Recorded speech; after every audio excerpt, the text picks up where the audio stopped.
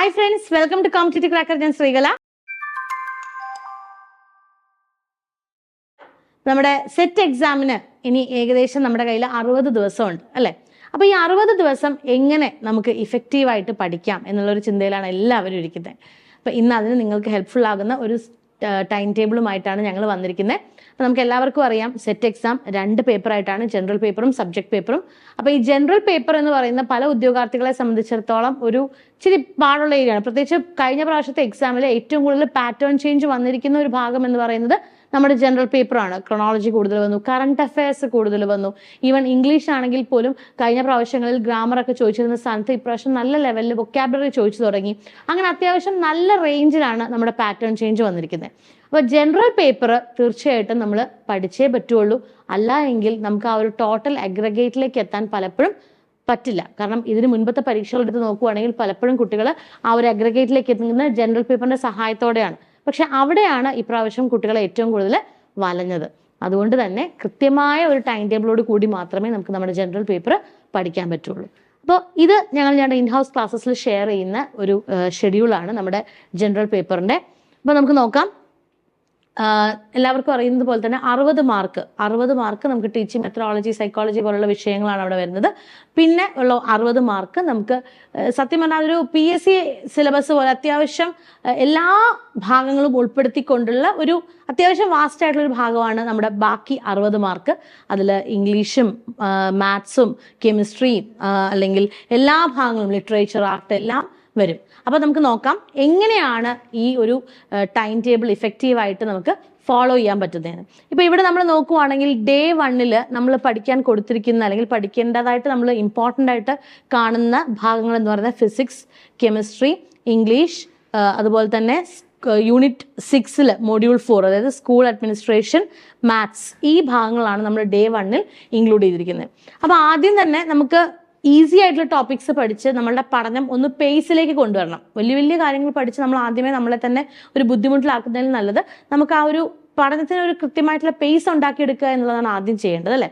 അപ്പോൾ അതിൻ്റെ ഭാഗമായിട്ട് നമ്മൾ ആദ്യം ഫിസിക്സിൽ തന്നെയാണെങ്കിൽ യൂണിറ്റ്സ് ആൻഡ് മെഷർമെൻറ്റ്സ്, മോഷൻ, ഇത് വളരെ ഈസി ആയിട്ട് നമുക്ക് പഠിക്കാൻ പറ്റുന്ന ചെറിയൊരു ഭാഗമാണ്. അതിനുശേഷം കെമിസ്ട്രിയിലാണെങ്കിൽ ആറ്റത്തിൻ്റെ മോഡല്, അതുപോലെ തന്നെ അതിൻ്റെ സ്ട്രക്ചർ, കാര്യങ്ങളൊക്കെയാണ് ഇവിടെ വരുന്നത്.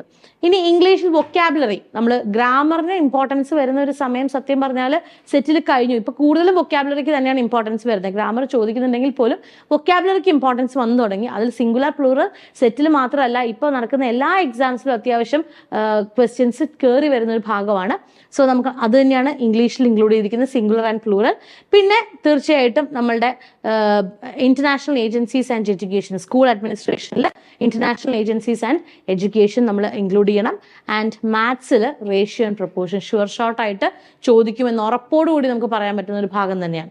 അപ്പോൾ ഇത്രയും ഭാഗം ഇതിനകത്ത് നിങ്ങൾ നോക്കുമ്പോൾ തന്നെ അറിയാം, നിങ്ങൾക്ക് ടൈം മാനേജ് ചെയ്യാൻ ഭാഗത്തിനാണ് ഈ ടോപ്പിക്സ് ഇട്ടിരിക്കുന്നത്. ഇപ്പം ഫിസിക്സിൽ യൂണിറ്റ്സ് ആൻഡ് മെഷർമെന്റ് നമുക്ക് പഠിക്കാനായിട്ട് ഒന്നും അറിയാത്തൊരു കുട്ടിക്കാണെങ്കിൽ പോലും ആ ഒരു യൂണിറ്റ്സ് ആൻഡ് മെഷർമെന്റ്സ് പഠിക്കാനായിട്ട് നമുക്ക് അരമണിക്കൂറിൽ കൂടുതൽ വേണ്ട അല്ലേ? ഇനി ആറ്റം ആണെങ്കിലും സിംഗുലർ ആൻഡ് പ്ലൂറൽ എന്ന് പറയുന്നത് നമുക്ക് പല സമയങ്ങളിലായിട്ട് റിവൈസ് ചെയ്ത് പഠിക്കേണ്ട ഒരു ഭാഗമാണ്. അതിൽ ഒരു 60% വാക്കുകൾ നമുക്ക് അറിയാവുന്നതാണ് അല്ലേ? ബാക്കി മാത്രം നമ്മൾ അവിടെ ഒന്ന് പഠിക്കാൻ എഫേർട്ട് ഇട്ടാൽ മതി. ഇനി റേഷ്യോ ആൻഡ് പ്രൊപ്പോർഷൻ തീർച്ചയായിട്ടും ചെയ്ത് തന്നെ നോക്കേണ്ട ഒരു ടോപ്പിക്കാണ്. അപ്പം അവിടെ മാത്രമാണ് നമ്മളൊന്ന് ഇരുന്ന് പഠിക്കേണ്ടി വരുന്നത്. ബാക്കി അത്യാവശ്യം നമുക്ക് നമ്മളുടെ എന്താ പറയുക വർക്കിംഗ് സമയങ്ങളിലും ഒക്കെ നമുക്ക് കൂടെ കൊണ്ട് പോയി പഠിക്കാവുന്ന ഭാഗങ്ങളാണ്. ഡേ 2 വരുമ്പം നമുക്ക് ബയോളജി വരുന്നുണ്ട്, literature and art, maths, physics എല്ലാം വരുന്നുണ്ട് അല്ലേ? ബയോളജിയിൽ ഹ്യൂമൻ ബോഡി ഷുവർ ഷോർട്ട് ആയിട്ടുള്ള ഒരു ഭാഗമാണ്.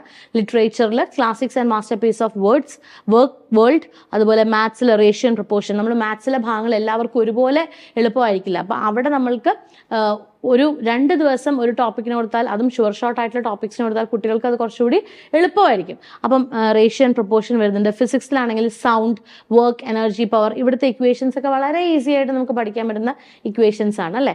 വലിയ സമയമില്ലാതെ അവിടെ നമുക്ക് പഠിക്കാൻ പറ്റുന്ന ഒരു ഭാഗമാണ്. ഇനി ഡേ 3 വീണ്ടും പോകുമ്പോൾ maths, biology, chemistry, English, vocabulary, history, അങ്ങനെ നമ്മൾ പോകുമ്പോൾ തീർച്ചയായിട്ടും നമുക്ക് താഴോട്ട് ഇതിപ്പോൾ നമ്മുടെ ടോട്ടൽ നമ്മുടെ ടൈം ടേബിളാണ്. അതിൽ തന്നെ ഫിലോസഫിക്കൽ ഫൗണ്ടേഷൻ തീർച്ചയായിട്ടും ഉറപ്പായിട്ടും നമ്മൾ പഠിക്കേണ്ട ഒരു ഭാഗമാണ്. അപ്പോൾ അവിടെ ആ ഒരു ടോപ്പിക്കിൽ നിന്നും education philosophy, relationship between philosophy and education ഭാഗം തീർച്ചയായിട്ടും ഉണ്ട്. അതുപോലെ തന്നെ ഓരോ ഭാഗങ്ങളും. ഇനി ഇതിനകത്ത് 6 ദിവസം കഴിഞ്ഞാൽ 7ാമത്തെ ദിവസം നമ്മളൊരു റിവിഷൻ ഡേ വെക്കും. കാരണം ഈ 6 ദിവസത്തിൽ നമുക്ക് എവിടെയെങ്കിലും ഒരു ദിവസം ചിലപ്പോൾ നമുക്ക് പഠിക്കാൻ പറ്റാതെയൊക്കെ വരാം, അല്ലെങ്കിൽ നമുക്ക് ആ ഒരു തിരക്കിനുള്ളിൽ എത്താൻ പറ്റാതെ വരാം, അല്ലെങ്കിൽ ഈ പഠിച്ച ഭാഗങ്ങൾ തന്നെ റിവൈസ് ചെയ്യണം. വെറുതെ പഠിച്ചുകൊണ്ട് പോയിട്ട് കാര്യമില്ല. എല്ലാവരും ഈ വിഷയങ്ങളിലൊന്നും എക്സ്പേർട്സ് അല്ല. സോ അത് നമുക്ക് ഒന്നും കൂടി റിവൈസ് ചെയ്യേണ്ടതായിട്ടുണ്ട്, കുറച്ച് എക്സാംസ് എഴുതി നോക്കേണ്ടതായിട്ടുണ്ട്.